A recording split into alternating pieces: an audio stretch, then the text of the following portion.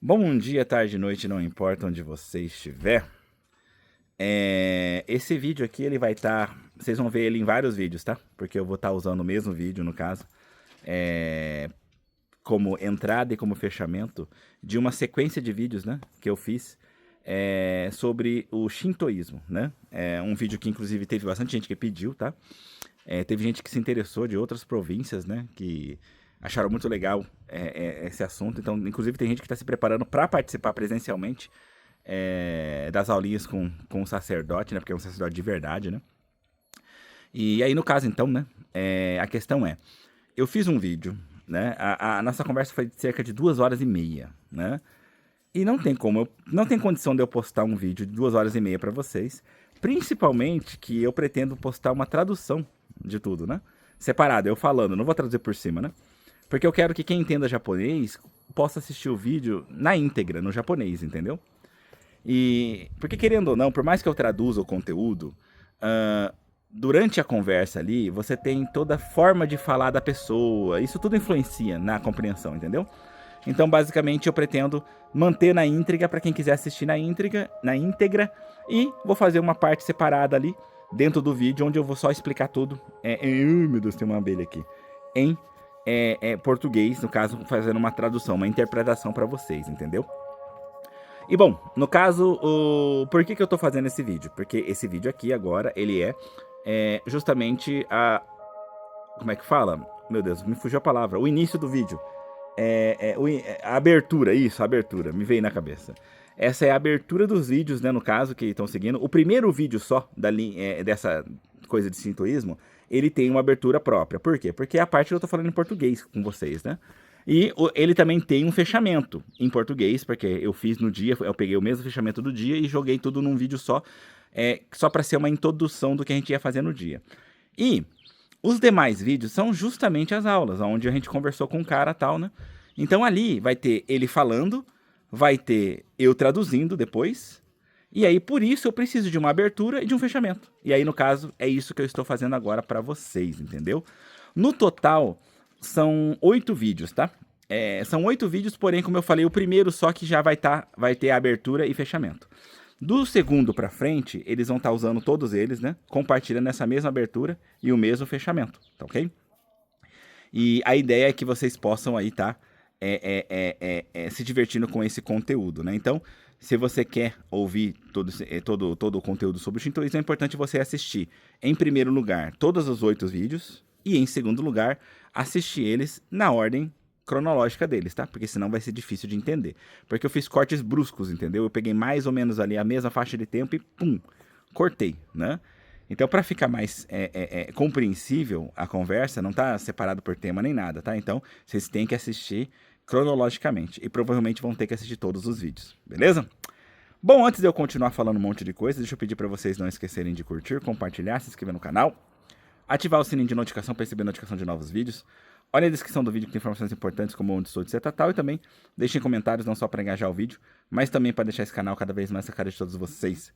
Aproveitem os comentários para deixar sugestões, que eu sempre levo em consideração na hora de criar novos conteúdos, né?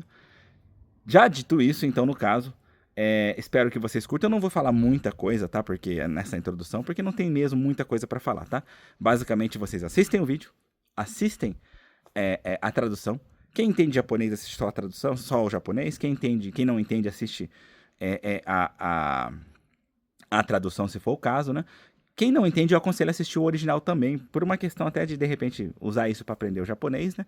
E tem gente também que entende o japonês, mas se quiser assistir o português para ter ali um comparativo de como que eu traduzi, né? Porque é uma interpretação, gente, não é uma coisa ao pé da letra, tá? Então, também fique à vontade, tá ok? Então, é isso. Espero que vocês curtam, né? Em breve, se tudo correr bem, a gente vai estar fazendo vídeos de outras religiões também, como o budismo, etc, tal, né? Quem quiser entender como que a gente chegou aí nesse tipo de vídeo, né? Tem um outro vídeo que antecede todos esses, né? Vocês podem procurar lá como dentro da minha lista ali de canal, aprendendo sobre shintoísmo com um sacerdote de verdade, alguma coisa assim, não lembro, né? Ou se era preparando aulas, alguma coisa desse tipo, agora eu não lembro, gente. Procurem lá na lista de vídeos, né? Se vocês quiserem, vocês podem procurar na lista sua, porque como é o lugar em sua, então ele tá lá, né? E também deve estar nas curiosidades do Japão, tá ok? Então, de maneira geral, é isso. Espero que vocês curtam aí o conteúdo e que isso possa agregar algo pra vocês. Até!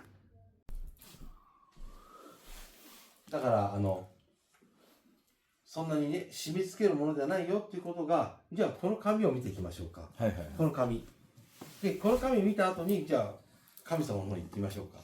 でこの紙で見ると神道の重要な要素って書いてあります。神道とは何か。1番大自然。これ分かるね。自然、はいはい。ネイチャー、自然が大切ね。森とか川とか山とか湖とかそういうものが大切ですよっていうのがこの神道って考え方の教えです。2番目、共同体の信仰。これちょっと言葉は難しいんですけども、これはつまり家とか家庭ね。家庭にあるのが家神様ってあるんですよ。家庭、それから町、村、町、県、国っていうふうに全部共同体、つまり個人のお願いをするところじゃないんですよ。神社っていうのは。それがね、キリスト教とか仏教とかと違う点。個人の、自分自身のお願いをするんじゃなくて、例えば、お家が繁栄しますように。この村が繁栄しますように。この町が繁栄しますよ。ってお祈りするのが本来の形。今最近は形が変わってきちゃってね、例えば受験の神様はどこだとか、ね、恋人作りたければどこの神社行けとかありますけど、あれは後から本当に最近です。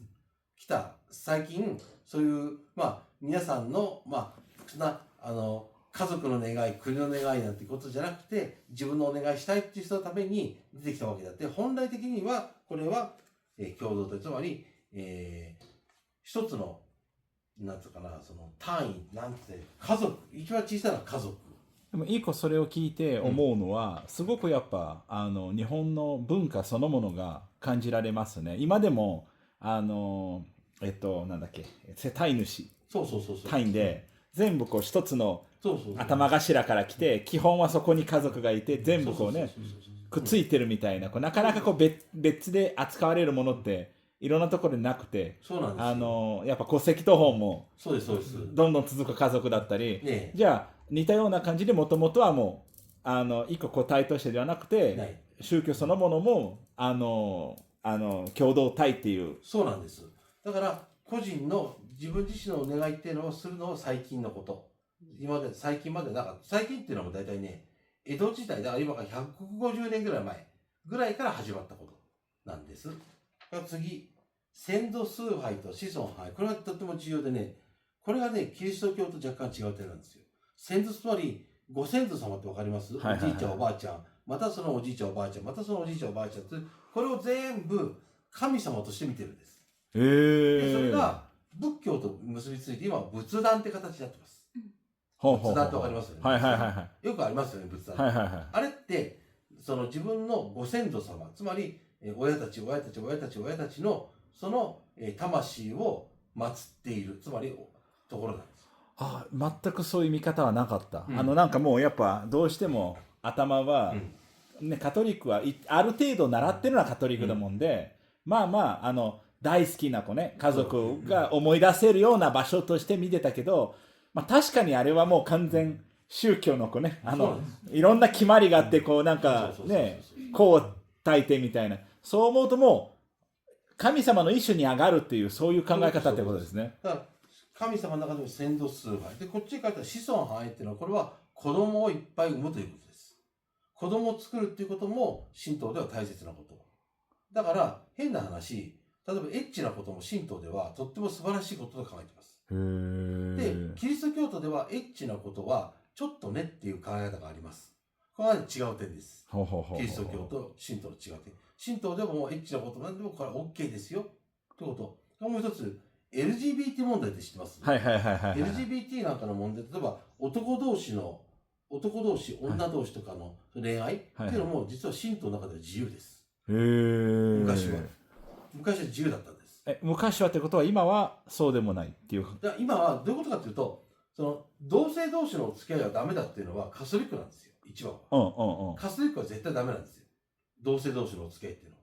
絶対ダメで、そのカソリックの思想が日本に入ってきて、日本の中でカソリック思想ができたことによって、男同士の付き合いとか女同士の付き合いってダメになっちゃったんですよ。それまでっていうのは日本は、もともとは、男同士、女同士は自由だったんですよ。150年ぐらい前から前は。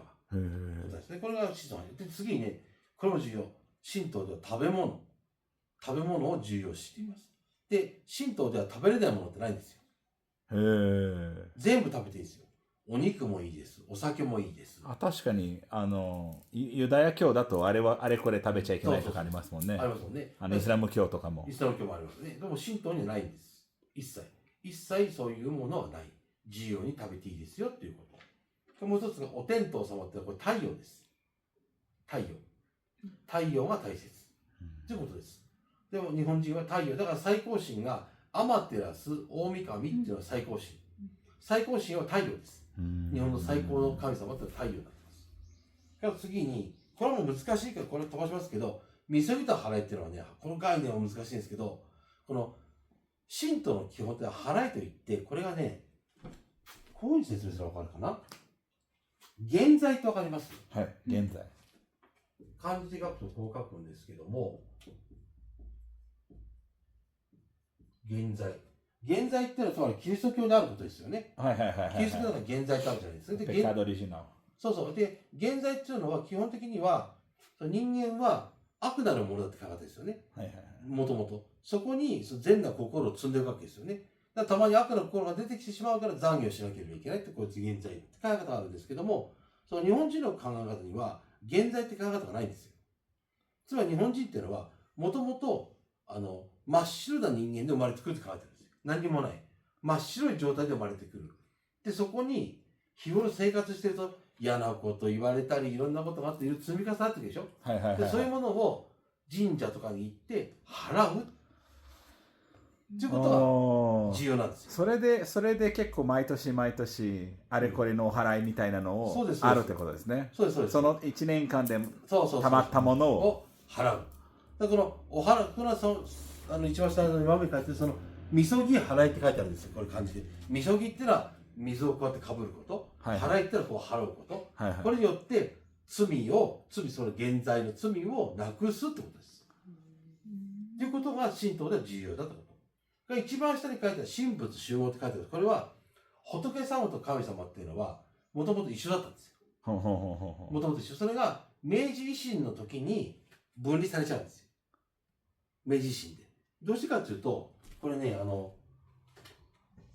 日本人は江戸時代に鎖国ってしてたんですよね。つまり、他の国とお付き合いしませんよってやったわけですよ。そのことによって、欧米、つまりヨーロッパの国々から遅れちゃったわけですよ。遅れちゃった。で、遅れちゃったことを取り戻すために、日本人はヨーロッパを真似るんですよね。その時に、ヨーロッパを真似るもんですから、キリスト教も真似るんですよ。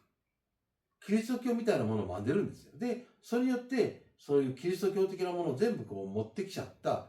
そこから日本人がキリスト教的な発想になるんですよ。で、今の日本人っていうのは、ベースがキリスト教なんですよ。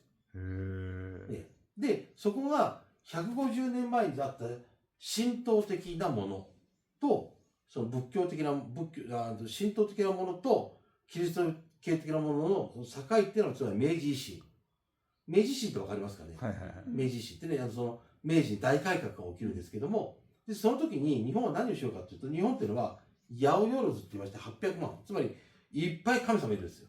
もうこれにも神様いるんですよ。日本人の考え方で。これどういう神様かというと、かけるっていう動作に対して神が雇うって考えです。これ。で、すべてに神様がいるって考える日本人にとって、ヨーロッパ人ってのはゴッド。もう頂点にゴッドがいるわけですよ。ゴッドがいて、頂点にゴッドがいて、こうなってるわけですよね。で、こうなって、ここに庶民がいるわけですよね。国民。国民ってのはここにいるわけです。で、ゴッドが頂点。で、こういう考え方に日本はなってなかった。日本ってのはもっと、だらっとした、ちょっと中途半端な考え方なんですけども、こういうふうにしたかった。そのゴッドの代わりに何を持ってきたかっていうと、ここに天皇を持ってくるわけです。天皇陛下、天皇。はいはいはいはい。天皇を持ってくる。天皇を頂点としてこういう国家を作りたかったの。それが、明治の時に起こったわけ。それによって、仏教って邪魔だったの。仏教は。で、仏教は、その時に潰されるの、一回。一回潰されたの。で、諏訪にもいっぱいお寺があったの。もっともっといっぱいお寺があったの。それ全部潰されてるの。で、天皇とこれをやったのが、ちょっと漢字で書きますけども、国家神道ってね、ちょっと英語とか訳せないんですけども、要するにその国が神道ってものをやるという形に変えたわけ。で、これで戦争に行くわけ。戦争に突っ込むわけ。で、戦争をして、最初にやったのが、中国とやってよね。次にロシアとやって、これも勝つんですよ、両方とも。で、次にアメリカとやって負けちゃうわけですよね。で、戦後、つまりその後、戦後を迎えてアメリカの占領下ってことになるわけですけども、それまでっていうのはこれだったんですよ。これやりたかったんですよ。その間は。ある意味でじゃあ戦争負けたから力がなくなったものの、勝ち続ければどうなったかね。今でももうこういう考え方っていう。そうだから負けちゃってこれがなくなっちゃって、この国家神道もなくなりで、これもなくなりで、今は、また純粋な神道という形になっているという形です。それが今の神道ってものの考え方です。じゃあちょっとね、休憩入れましょうか。はい、了解です。ありがとうございます。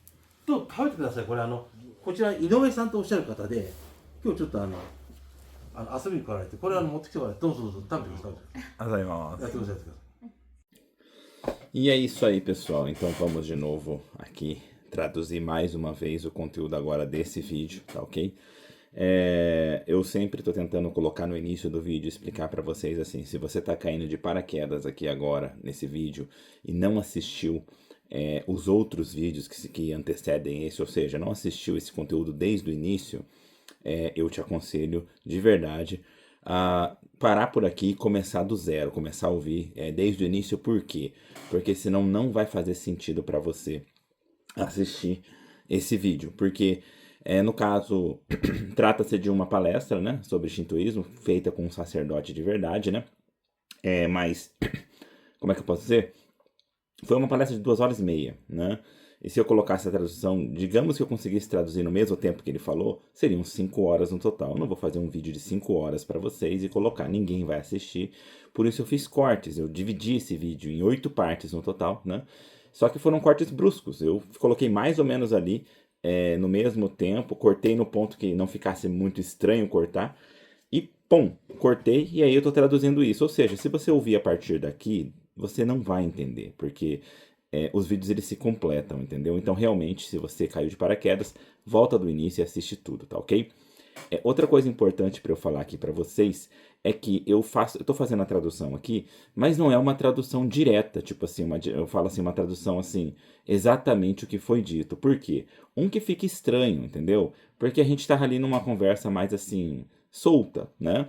Então, seria mais próximo de uma interpretação. Eu traduzi de maneira geral, eu tento deixar o mais próximo do que a pessoa realmente falou, mas muitas vezes eu tenho que acrescentar coisas. Por quê?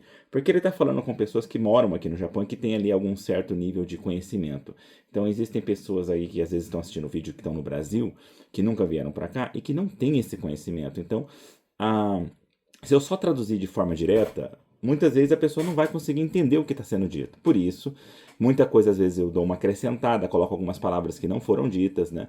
Para dar um contexto, né? E às vezes eu coloco ali explicações e tal. Então, tipo assim, de maneira geral, não é exatamente ao pé da letra. Tenham isso em mente, tá ok? Mas ainda assim, lógico que eu tento preservar ao máximo o conteúdo do que eu estou traduzindo. E fora isso também, né? É importante vocês terem a ideia de que, bom, vocês vão reparar que o tempo inteiro eu vou estar olhando para baixo, né? Por quê? Porque eu fui ouvindo o vídeo, tudo tal, fui traduzindo e fui escrevendo aqui no meu computador que está na minha frente, né? E aí eu tô começando a fazer o vídeo, eu vou começar a ler isso aqui para vocês do que eu traduzi. Então, por isso me desculpem se eu ficar olhando para baixo. Outra coisa também é que no primeiro vídeo eu ainda tentei para tentar facilitar um pouquinho para vocês, pra você saber quem tá falando. Quando o cara tava falando, o sacerdote, eu erguia a mão, né? E aí quando eu falava, eu abaixava, e quando alguma outra pessoa falava, eu falava, tal pessoa falou. Mas aí eu cheguei à conclusão no meio do caminho que isso é muito cansativo para mim. Por quê? Porque a maior parte do tempo o sacerdote tá falando, então eu ficar o tempo inteiro com a mão erguida cansa, né? Fora isso também, eu percebi que não tinha essa necessidade. Então, no final das contas, eu decidi que eu vou falar normalmente. Tudo que eu estou falando é o que o sacerdote estava dizendo, por assim dizer. E quando eu disser alguma coisa, ou quando outra pessoa disser alguma coisa, eu vou falar, eu falei isso, tal pessoa falou isso. Então, é mais fácil de entender, tá ok? E às vezes não foi eu que falei, eu estou inserindo ali como é que fala assim?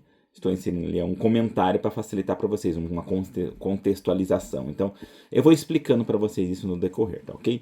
Então, bom, sem mais delongas, vamos começar então aqui com o que foi dito nesse vídeo. Então, vamos lá. Por isso eu digo que o shintoísmo é uma religião que não prende tanto as pessoas em regras. Então, vamos ver o papel. Ele mostra um papel ali. Depois de ver esse papel, vamos lá onde está o Deus. Só para vocês entenderem, no shintoísmo, né, o Deus ele fica numa parte ali do templo, tem um lugar especial onde seria o local de Deus, né? Pelo menos o Deus daquele templo. Quem está escutando aqui, por isso que eu falo, você caiu de paraquedas, toma cuidado para não entender errado, porque não está se referindo ao mesmo Deus único, supremo do catolicismo, por exemplo. Isso aqui a gente está falando de shintoísmo, né? Então, como existem vários deuses, cada templo tem o seu Deus, né? E o Deus, ele não fica ali largado em qualquer lugar. Ele tem um lugar específico onde ele fica e por isso os rituais são feitos ali. Então, por isso ele fala, né? Depois de ver esse papel, vamos lá onde está o Deus, ok? Continuando. O título desse papel, os elementos mais importantes... O título desse papel é Os elementos mais importantes do shintoísmo. O que seria o shintoísmo em si? Primeiro, a natureza. A natureza é muito importante. As florestas, rios, montanhas, lagos, essas coisas são muito importantes dentro do pensamento dos ensinamentos shintoístas. Segundo, a fé é comunitária. Isso significa, por exemplo, a casa e sua família. Existe o Deus da casa. Então, temos a cidade e o município ou vila, a província, que seria equivalente a um estado, o país em si. O que eu quero dizer, quando eu digo que a fé é comunitária, quero dizer que não há espaço para fazer pedidos individuais, pedidos para o indivíduo, em um templo shintoísta de Índia. Essa é uma grande diferença em comparação com o budismo e o cristianismo. Você não faz pedidos para você mesmo como indivíduo. Por exemplo, você pede a prosperidade para sua casa. Você pede a prosperidade para sua vila, cidade, município. Pedir coisas para uma comunidade é o formato original do shintoísmo. Atualmente, o formato tem mudado e começou conversas como o Deus do exame. O exame que a gente fala é aquela prova para entrar em escolas, universidades, tá ok? E em tal lugar, né? Começou essas conversas de que o Deus do exame é em tal lugar, né? Porque, tem o templo do Deus do exame, essas coisas, isso que ele quer dizer. Voltando. Se você quer encontrar um namorado, vai no templo tal. Essas coisas vieram depois, são realmente mais atuais, mais recentes. Meio que esses locais foram criados porque surgiu essa procura por lugares para fazer desejos individuais, ao invés de desejos comunitários, como em prol da família ou do país. Mas, originalmente, é importante entender que a fé era comunitária. Ela era movida por unidades e não para o indivíduo, sendo que a família era a menor das unidades. Aí eu digo, né? Ouvindo isso, meio que eu pensei aqui comigo. Esse pensamento meio que exemplifica a própria cultura japonesa. Por exemplo, aqui tem o sistema de definição de chefe de família para um endereço. Tipo, meio que o registro começa a partir da premissa de ter um líder para uma família, e assim as coisas vão se ligando. Dentro do próprio sistema, meio que você não consegue ser considerado como um indivíduo. Por exemplo, aqui tem um sistema de registro de família, o Koseki Tohon, onde ali são registrados os integrantes da família e vai aumentando. Então, no seu formato original, a própria religião não vê o indivíduo como indivíduo, mas sim como unidades, onde o menor seria a família. eu digo isso, e só para contextualizar para vocês que não entendem e não moram no Japão, o sistema japonês, por exemplo, da prefeitura, né? Por exemplo, alguma coisa ou outra você consegue no Brasil, por exemplo, o seu atestado de nascimento, certificado de nascimento, né? Certidão de nascimento, a sua mãe pode tirar por você. Mas não exatamente porque ela é sua mãe, é porque ela é a pessoa individual, é um indivíduo que deu à luz. Então, por isso, né, apesar desse ser um documento seu como pessoa, o seu documento de nascimento, a sua mãe, ela também tem direito a esse documento, ela em si, como indivíduo. Então, por isso ela consegue tirar. Mas a maioria dos documentos, você precisa tirar uma procuração no Brasil para conseguir tirar por uma outra pessoa. Por quê? Porque o sistema todo é individualizado. Aqui no Japão, muitos dos sistemas, eles são meio que unificados com a família. Então, por exemplo, na minha família, né, mora eu, minha esposa, né, meu filho e tal, né, minhas cunhadas. Então, se existe uma família registrada como família inteira, né, colocadas todas em um mesmo endereço, qualquer indivíduo da família pode ir lá na prefeitura e pedir qualquer documento da prefeitura individual de cada um deles ou da família toda. Você consegue fazer isso. Então, se eu quiser ir lá e pedir o documento, vai lá, qualquer documento de renda da minha esposa, eu vou lá e eu tiro. Eu posso tirar como sendo um integrante da família. Então, é importante entender que tem isso. É isso que eu quis dizer quando eu expliquei isso para ele. Tipo assim, o Japão ele tem essas frescuras de coisa de família. Então, tipo, é olhado como uma unidade, não como indivíduo. Então, foi isso que eu quis dizer, tá ok? Então, continuando, ele volta a falar. Exatamente isso. Por isso digo que essa coisa de fazer pedidos em prol do indivíduo são coisas que começaram recentemente. Bom, quando eu digo recentemente, me refiro a partir da Era Edo, ou seja, cerca de 150 anos atrás. Começou a partir dali. Próximo. Cultua-se, adora-se os ancestrais e considera-se como prosperidade os descendentes. Isso é uma diferença em comparação com o cristianismo. Então, vocês entendem a ideia de ancestralidade. Vô, vó e vovó desses avós, né? Todos esses ancestrais no shintoísmo são considerados como deuses. Isso se liga com o budismo e por isso que se tem os Butsudan, ou altar budista. Um contexto para vocês. O altar budista é um altar que se constrói ou coloca-se na casa para fazer rituais para um familiar que faleceu, geralmente, né? E logicamente que isso engloba toda a ancestralidade dele, né? Todo mundo que faleceu já, né? Em filmes japoneses, animes, é bem provável que vocês já tenham visto um japonês chegando em casa, acendendo ali um incenso e conversando com esse familiar, como se ele estivesse ali. Então a pessoa chega ali, é o avô que morreu, então tá ali no Butsudan, a pessoa chega, né? Põe ali um incenso, né, tal, e bate palminha, não sei o quê. Ou voltei agora, nossa, aconteceu um negócio engraçado. Então é comum você ver isso em filmes ou animes, tá ok? Então, continuando, ele continua, né? Sabem, então, né, o que é o Butsudan? Aquilo é em prol dos ancestrais, ou seja, seus pais, os pais dos seus pais, e etc. E onde se cultua, e também é onde se cultua as almas desses ancestrais. Aí eu digo, eu nunca tinha olhado para esses Butsudan com esse pensamento. Mesmo que meia banda, o que eu mais tive contato com ensinamentos é ligado ao catolicismo. Então, eu pensava que esses altares eram só para lembrar dos entes queridos, tipo um túmulo. Mas agora, ouvindo isso, faz todo sentido esse pensamento religioso, porque existe todo um ritual, como acender o incenso e etc. Vendo isso, fez sentido, pois esse ancestral se elevou ao patamar de um deus. E esse é o pensamento então, né? Aí ele continua. Isso mesmo. Por isso que está escrito aqui, culto ou adoração aos ancestrais. Agora, quanto à prosperização da descendência, significa que é importante ter vários filhos. Fazer filhos também é algo muito importante no shintoísmo. Por isso, apesar de parecer estranho, coisas safadinhas, sexo e etc., no shintoísmo são coisas maravilhosas, enquanto que a sexualidade no cristianismo é mal vista. Essa é uma grande diferença. No shintoísmo, o sexo e as coisas ligadas a ele são aceitos sem problemas. Por exemplo, conhece as questões LGBT? Por exemplo, relacionamentos entre homem com homem, mulher com mulher, dentro do shintoísmo, esses relacionamentos eram livres, antigamente. Antigamente era livre. Aí eu faço uma pergunta, né? Quando você diz antigamente, significa que agora não pode? E ele volta a responder. Hoje em dia, explicando melhor, o catolicismo não aceita relacionamentos homossexuais. Quando ele falou hoje em dia, ele iria começar a falar do shintoísmo. Mas aí ele falou explicando melhor, ou seja, ele cortou uma vez ali, tá? E aí ele começando a explicar pelo catolicismo. Então não está falando que antigamente o catolicismo aceitava, não, tá? Não se confundam.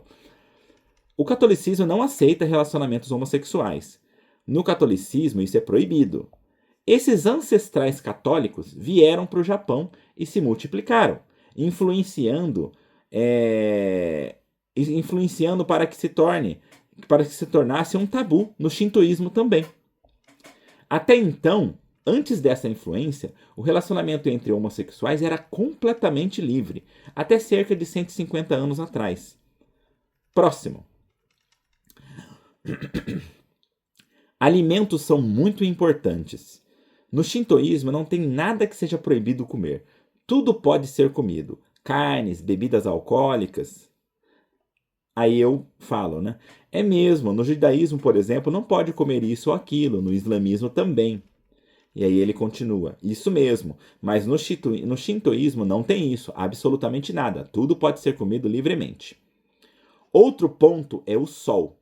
O sol é muito importante. O Deus Supremo é o Amaterasu Omikami,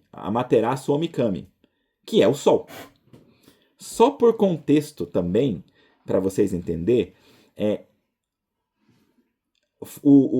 em uma certa época, depois ele explica melhor isso, foi atribuído à família do imperador que eles eram descendentes desse Deus Supremo, entendeu? Então, próximo. Aí ele continua, desculpa. Próximo. Misogi, que é purificação, e Harai, que é exorcismo. A base do shintoísmo está nisso, no Misogi Harai, ou seja, na purificação e no exorcismo. Acho que se eu explicar assim, vocês entenderão mais fácil. Sabem a ideia de pecado original? Tem o pecado original no cristianismo, né? Ou seja, nesse pensamento se presume que o ser humano já é mau logo que nasce. Só para vocês entenderem, ele explica desse jeito, mas eu entendo que ele se refere à ideia de que já nascemos pecadores, tá ok? É uma força de expressão dele, porque ele não precisa se atentar a dar a explicação exata, não é a religião dele. Ele está usando só como base para a gente entender melhor. Continuando. Em cima disso, o ser humano ele tem que ir colocando coisas boas em seu coração, e como de vez em quando o lado ruim dele aparece, porque ele já está lá, é por isso que você tem que ir lá e se confessar, né? No pensamento japonês, não existe essa coisa de pecado original. No pensamento japonês, nós nascemos puros, vazios e puros. E nisso, de acordo com que você vive a sua vida cotidiana, as coisas vão se acumulando. Falam coisas ruins para você, várias coisas acontecem e se acumulam. Então você vai a um templo shintoísta de Índia e exorciza isso. E depois se purifica. Esse ciclo é importante no shintoísmo. Aí eu falo, então é por isso que anualmente tem inúmeros eventos de exorcização para cima e para baixo. Tipo, para que você possa tirar de você aquilo que se acumulou pelo ano todo. Deixa só eu contextualizar isso aqui também, porque eu falei e ele entendeu, porque a gente está no mesmo país, né? Mas quem não mora aqui não vai entender. A gente tem casa aqui no Japão. E quando você tem casa, então você tem muito contato com a comunidade. Eles mandam uma plaquetinha com informativos do bairro, etc. tal, né? E vira e mexe tem eventos, né? Em determinadas épocas, né, do ano, para fazer o harai, ou seja, para fazer a exorcização das coisas, né? Então eles falam tem coisas lá que você leva para queimar, bichinhos de pelúcia, por exemplo, que acredita-se que ele acumula muita coisa nele, então você precisa exorcizar ele. Então você não pode só pegar ele e jogar no lixo, por exemplo. Você teria que levar ali para ele ser queimado junto com tudo, e vão fazer ali um ritual, tal. Ou seja, quando você vive no Japão, você vira e mexe durante o ano no seu bairro, tal. Até nas escolas tem muitos rituais assim, pequenas coisas, mas tem, tá? que são ligadas a isso. Então, por isso eu falei, por isso que tem para lá e para cá, entendeu? Então, continuando, aí ele continua. Então, aqui está escrito Misogi Harai, ou seja, purificação e exorcismo, né? A purificação é feita jogando-se água, né? Só para vocês entenderem, ele está simplificando o ritual, tá? Não é só você pegar ali e jogar qualquer água em você, tá purificado. Não, existe um ritual, né? E você se purifica com uma água lá, né? Então, isso é só para você ter a ideia, né? Então, não vai pensar que é só jogar água em si. Continuando. E o exorcismo é o ato de tirar as coisas ruins. Aí ele faz assim, né? Porque aqui também ele está simplificando, mas faz parte do ritual. Ele tem todo um ritual de exorcismo das coisas, tá? Então, não confundam. Através dessas, ele volta, continuando, né? Através dessas duas coisas, você tira de você o pecado, as coisas ruins. Isso é o importante no shintoísmo. E por fim, a última coisa escrita aí é Shinbutsu Shugo. Se vocês pesquisarem essa palavra no Google, vai aparecer muita coisa escrita sobre isso. Eu vou explicar um pouquinho melhor, até porque ele também explica um pouco, tá? Que significa sincretismo shintoísta budista. E aí, vamos lá, deixa eu contextualizar para vocês. Para exemplificar para você que está nesse vídeo, o sincretismo é a mesclagem de atributos rituais e etc., né, de religiões distintas. É uma palavra meio que assim, a gente não está muito acostumado a ouvir ela, mas a ideia de sincretismo é quando as coisas se misturam, tá ok? Mas não significa que você segue duas religiões, por exemplo. Não. Por exemplo, você é católico, mas você gosta de visitar templos budistas ou shintoístas, né? Tipo, você acha bonito, tal, uma questão de cultura. Mas assim, não deixa de ser um templo religioso, tá? Então, você está fazendo uma visita ao templo. Muitas vezes você, por uma questão de experiência, o pessoal vai lá no templo, você não foi lá só olhar e ver e tirar foto, não. Você foi e viu o pessoal jogando moedinha, né? Batendo palminha, às vezes quando é budista tocando sininho, tal, você viu isso e você faz também, porque é legal, a ideia de tradição, cultura. A gente vê muitas vezes como cultura e faz, mas aquilo é um ritual religioso, né? Você pode não acreditar, tá fazendo, ou pode, tipo assim, né? Digamos que é verdade, vamos fazer também. Não importa exatamente o verdadeiro motivo pelo qual você faz, mas você está fazendo. Então, essas coisas é o sincretismo, tá? É quando você meio que mistura as coisas, né?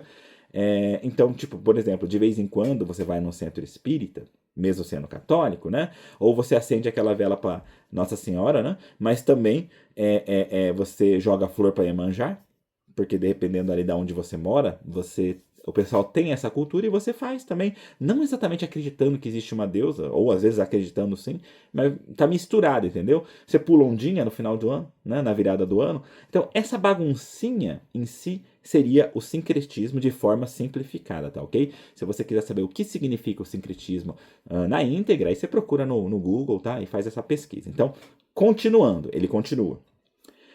Isso foi separado durante a restauração Meiji. Aí eu quero contextualizar para vocês, tá?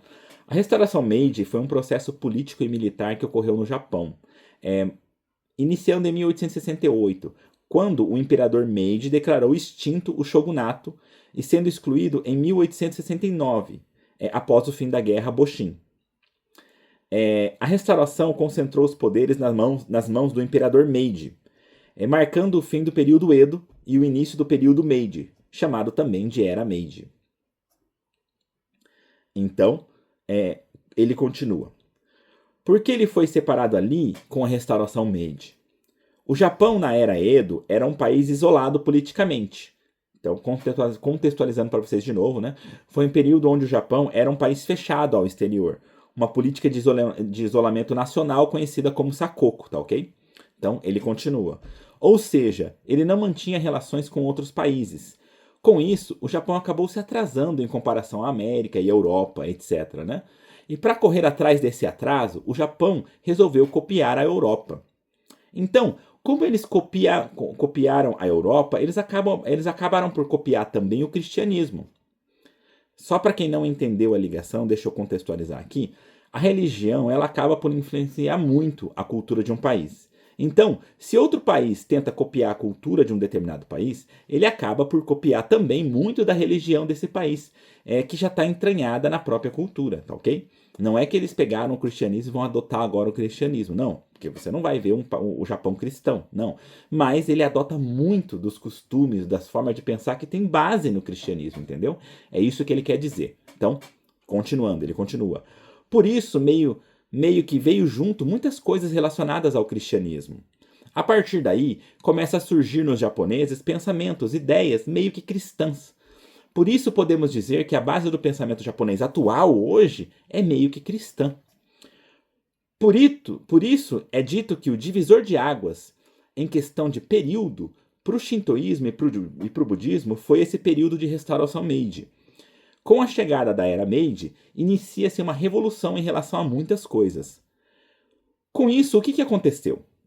Até então, o Japão adotava a postura Yaorozu no Kami, que significa, em tradução direta, 8 milhões de deuses. Né? Só para contextualizar para vocês, que nada mais é que uma expressão para dizer que eram inúmeros os deuses, que são infinitos, que são muitos deuses. Né? Então, não é que foi contado e tem 8 milhões. Não, é como se a gente dizer, é Deus que não acaba mais. Né? É uma expressão. Talvez você contar uma hora acaba, mas se diz ainda assim, é Deus que não acaba mais, por exemplo. Né? Então, ele continua. Ou seja, são inúmeros os deuses. Até nisso tem um deus. Aí ele aponta o canetão que ele está usando para escrever. Ele mostra para a gente no vídeo, né? No pensamento japonês, né? Então, no pensamento japonês tem um deus até nisso daí, tá?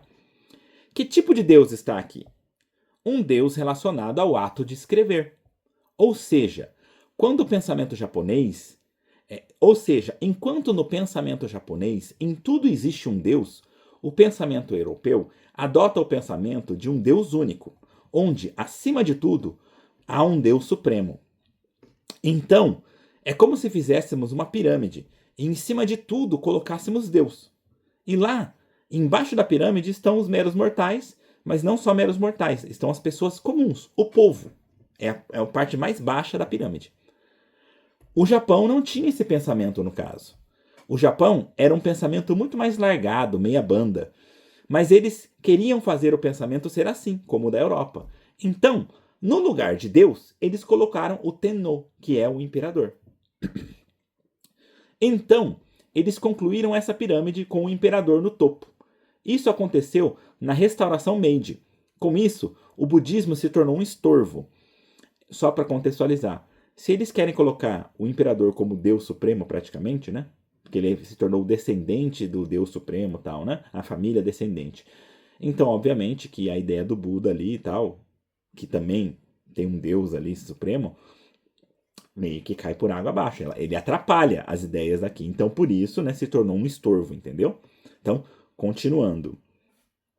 Então, ele foi destruído uma vez nessa época. Ele é o budismo, tá? O budismo ele foi destruído uma vez nessa época. Voltando. Antigamente, nessa região de Suwa, a região que eu moro aqui, tinha muitos templos budistas em comparação com os templos de hoje, mas foram todos destruídos. Então, aqui começou o Koka Shinto, que nada mais é que a denominação ideológica de shintoísmo estatal. Para contextualizar para vocês, por exemplo, fala-se muito que no Brasil, o Brasil é um país laico, ou seja, que ele não tem uma religião definida por Constituição. No caso, o Japão definiu que a religião do país é o shintoísmo, mas não simplesmente shintoísta. Eles criaram um modelo novo de shintoísmo, com o imperador como quase um deus, já que o mesmo seria descendente direto do Deus Supremo. Tá? Então, voltando, ele continua. Ou seja, o país definiu que seria shintoísta, e dessa forma o Japão foi para a guerra. Guerrearam, inicialmente guerrearam com a China, depois com a Rússia, e eles ganharam ambas. Depois guerrearam com os Estados Unidos e ali perderam. Com isso, o Japão foi ocupado pelos Estados Unidos. Mas até então, o Japão seguia essa ideologia de país shintoísta com o imperador no topo como sendo descendente de Deus. Aí eu digo, né? Então, de certa forma, podemos dizer que, por perder a guerra, o imperador perdeu o poder. Mas se ele tivesse continuado a ganhar, sem parar até os tempos de hoje, esse pensamento provavelmente ainda estaria vigente. Aí ele continua. Exatamente. Então, o Japão perdeu, acabou a coisa de país shintoísta, Acabou a ideia de imperador como deus e o shintoísmo voltou a ser o shintoísmo simples, o que era antes. Isso que eu disse, então, até aqui, é o que seria o shintoísmo japonês. Então, bora entrar aqui num descanso. A gente entrou num pequeno horário de descanso ali, tá? Fiquem à vontade para comer esses biscoitos. Hoje o senhor Inoue, que está aqui, veio participar e trouxe isso como souvenir. Então, só para contextualizar, para fechar aqui, essa pessoa que estava junto ali o tempo inteiro aparecendo no vídeo, né? Ele não faz parte do templo. É só o sacerdote lá, né, que tá falando, né? Ele é um cara que, conversando ali com como é que fala? Conversando ali com o sacerdote, sabe-se lá por quê? Deve ser conhecido dele, amigo, alguma coisa assim, gosta muito de templo. Ele tinha explicado em um outro momento que a gente tava ali conversando, que ele gosta muito de templo e tal, né? É shintoísta. Então, tipo, de certo ele foi convidado, olha, vou fazer ali um negócio com os estrangeiros, quer participar junto e tal. Então ele apareceu ali, ele tava ali de bobeira, entendeu? Mas, no caso, um pessoal muito gente fina, né? Então ele trouxe ali um souvenir pra gente e tal, né? Então, basicamente é isso, tá ok? Então, bom, de maneira geral é isso. Já expliquei aqui tudo que foi dito nesse vídeo pra vocês, né? Espero que tenha sido interessante. Não esqueçam de curtir, compartilhar, se inscrever no canal, ativar o sininho de notificação para receber notificação de novos vídeos. Olha a descrição do vídeo, tem informações importantes como o mundo estudo, etc. E também deixe comentários, não só para engajar o vídeo, mas também para deixar esse canal cada vez mais na cara de todos vocês. Aproveitem os comentários para deixar sugestões, que eu sempre levo em consideração na hora de criar novos conteúdos. De maneira geral é isso, a gente se vê então aí pelos caminhos da vida. No mais é só, tchau! Então é isso, pessoal. Você que viu o início do vídeo sabe que isso aqui é uma gravação, né? Que está sendo reutilizada em vários desses vídeos, né? No caso desse aqui, em especial sobre o shintoísmo, né? Porque eu fiz a entrada e esse fechamento, no caso, separadamente, porque, obviamente, como eu cortei o vídeo, como vocês perceberam, então ele não tinha uma entrada e um fechamento para cada momento, né? Então, no caso, por isso, eu estou aqui fazendo e acrescentando esse fechamento para vocês, tá ok? Espero que tenha sido interessante para vocês até aqui, né? Não esqueçam de acompanhar os próximos vídeos, tá? Inclusive eu tento, tá? À medida do possível, no finalzinho do vídeo, e aparece em algum canto aqui da tela, como sugestão de próximo vídeo, o próximo vídeo, desse que você está assistindo. E quando você estiver assistindo o último vídeo, vai ter a sugestão do primeiro vídeo, relacionado a essa série, tá ok? Então, se vocês quiserem, vocês acompanham por ali, ou também vai estar ali o que seria a pasta da lista de vídeos, né? Que também esse vídeo está. Essa coleção de vídeos está. Então você pode, de repente, a partir dali também escolher qual parte você está querendo assistir em seguida, tá ok? De maneira geral é isso. Espero que tenha sido interessante para vocês. Não esqueçam de curtir, compartilhar, se inscrever no canal, ativar o sininho de notificação para receber notificação de novos vídeos. Olha na descrição do vídeo que tem informações importantes como onde sou, etc. E também deixem comentários, não só para engajar o vídeo, mas também para deixar esse canal cada vez mais na cara de todos vocês. Aproveitem os comentários para deixar sugestões, que eu sempre levo em consideração na hora de criar novos conteúdos, né? Normalmente eu falaria isso, eu já fazia o fechamento, mas como eu tenho que levar em consideração que além desses vídeos que seriam mais, como é que fala? Intermediários, né? Que eles intermediam até o último vídeo em si, né? Não posso esquecer também que o último vídeo de todos, né? Que é o fechamento final de todos, também vai utilizar esse vídeo aqui final, né? Então, por isso, levando isso em consideração, vou só acrescentar mais algumas coisinhas, né? Eu espero que realmente tenha sido legal para vocês. Para mim foi. Eu fiz essas aulas, eu achei muito legal, sabe? Aprendi muita coisa. Teve muita coisa que eu não imaginava que eu ia, sabe, entender, tipo, coisas que, tipo, nem passavam pela minha cabeça. Isso é o legal de você falar com uma pessoa que tem conhecimento, né? E principalmente na questão de que é um cara que ele é um sacerdote de verdade, como eu já falei. Ele não é qualquer um, ele é um cara que realmente trabalha com isso. E também é um cara que, se você acompanha toda a explicação, não vou dar muito spoiler, né? Mas ele é um cara que ele é importante dentro ali dessa parte do shintoísmo. Ele não é qualquer um, entendeu? Ele é um dos que cuida, dos cuidadores dos templos, que não são muitos, entendeu? Tipo, cuidam de vários templos sozinho, né? Então é um cara realmente que sabe do que tá falando e que entende do que fala, tá?